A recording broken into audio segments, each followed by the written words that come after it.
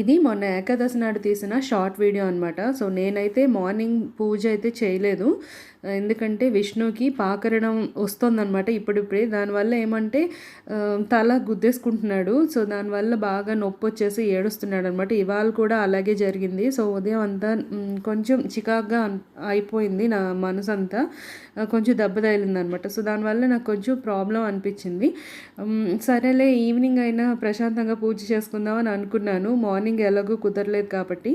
So, evening మా husband వచ్చిన తర్వాత నేను ఆయనకైతే విష్ణుని అప్పచెప్పేసి నేను కొంచెం ప్రశాంతంగా పూజ చేసుకుంటున్నాను.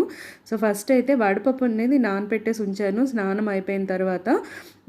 ఈలోగా నేను అది నానేటప్పటికి చలిమిడి అంటే పిండి దీపాలు ఉంటాయి కదా, సో వాటిని అయితే ప్రిపేర్ చేసుకుంటున్నాను. దానికోసం కొంచెం నెయ్యి, అలాగే వరిపిండి, తర్వాత కొంచెం బెల్లం వేస్తున్నాను. కొంతమంది ఇందులో అరటిపండు కూడా వేస్తారు.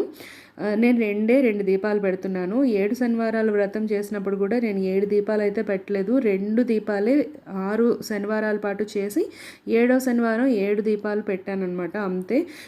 ఇది చాలామంది చూస్తున్నాను ఈ పిండి దీపాలు చాలా పెద్దగా ఎక్కువ వరిపిండి వేసి వేస్ట్ చేసేస్తున్నారు. మినిమం అందులో మనం ఎంత తింటాం చెప్పండి, చాలా కొంచెం తీసుకుంటాం నైవేద్యంగా.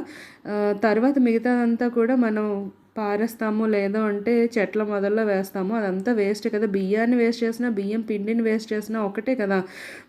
ఆవుకు పెడితే పర్వాలేదు, కానీ చాలామంది ఇవైతే పారేస్తారు నాకు తెలిసి.